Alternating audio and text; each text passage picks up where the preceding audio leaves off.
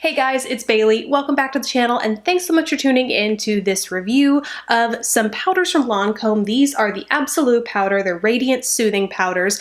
I applied to try these through Octoly. I've mentioned it here before on the channel, but if you're not familiar with what it is, I will link to it below. Basically, it's a site where beauty video makers can apply to try products, and if brands approve you, you receive them for free to try and include in a video in whatever way you see fit. These were kind of a new concept to me, so I wanted to do a dedicated video review to them. They sent two of their best-selling shades, or is what they say. To me, the name should be switched just because of how the coloring looks. So I have Absolute Pêche, which to me, I hope I'm saying that right. If not, I'm not surprised. Please feel free to correct me below, but yeah, sorry in advance.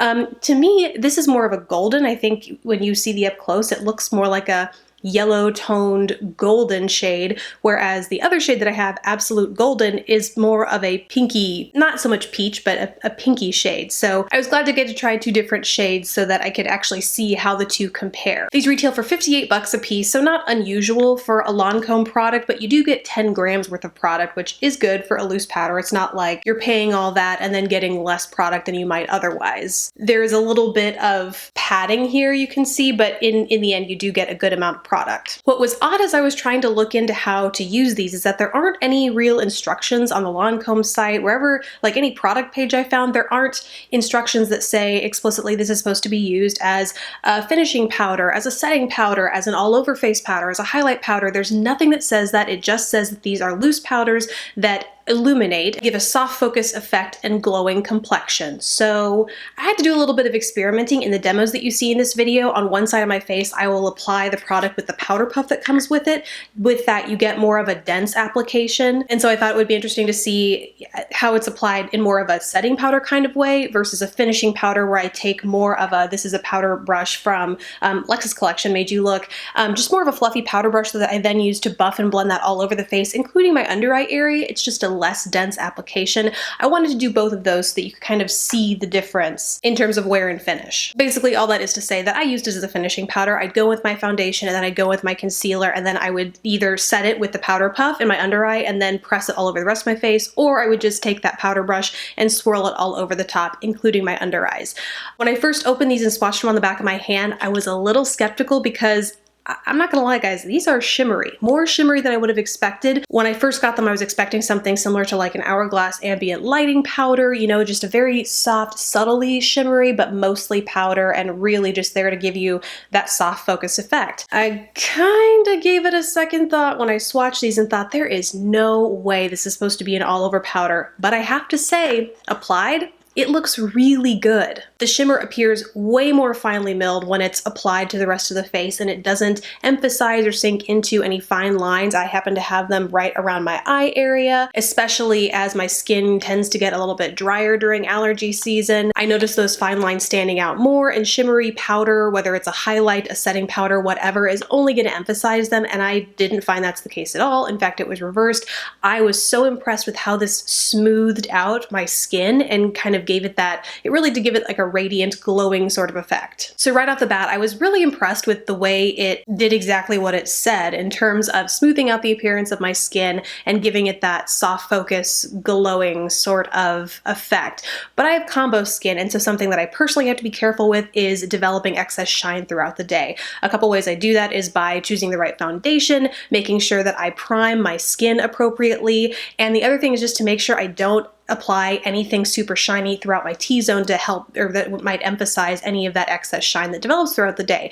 So I was a little hesitant having applied this all over my face and in some places actually pat it in to make sure that there's like a strong radiance there. But I was actually really pleased to say that at the end of the day, I noticed it acting more like a setting powder in the way that it stopped my skin from producing excess shine, and less of like a shine enhancer where it just looked like total makeup meltdown down the center of my face.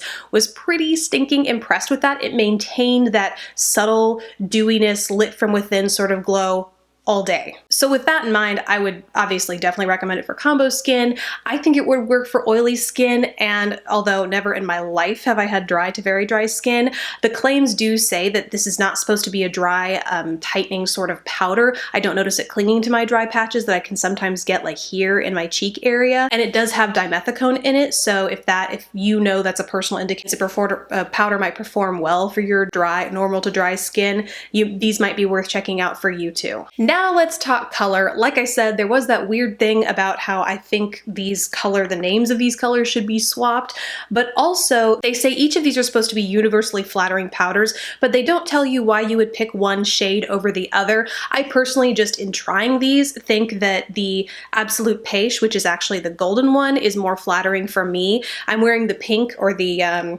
Absolute Golden, on my skin right now, and I have to be a little bit more careful with this because I do notice that it will turn my foundation. If my foundation is not a perfect match, this will throw it off way more, whereas the more yellow golden one will actually help kind of smooth and blend it in.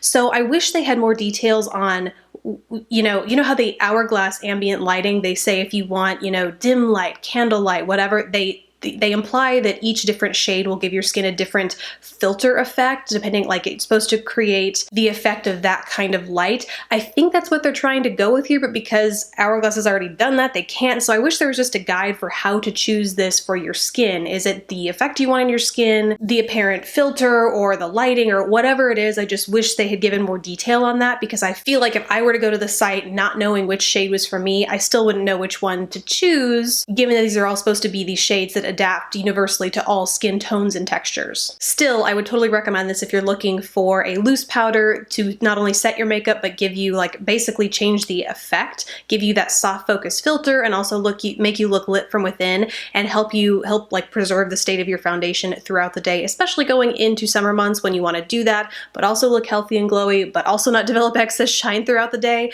I think this is going to be a really nice powder to do that, and as a result, I think it's worth the price tag. Of the two, like I said, I personally prefer the Absolute Pêche, but definitely look around here on YouTube, not only for other reviews, but also other people who have tried other colors, just to see if there might be a better match for you. So that's it from me, guys. Really hope this video was useful. I'd love to hear your thoughts. If you've tried it, if you're thinking of trying it, let me know down in the comments below. Thank you so much for watching. Please don't forget to subscribe if you haven't already, and I'll catch you in the next video. Bye, guys.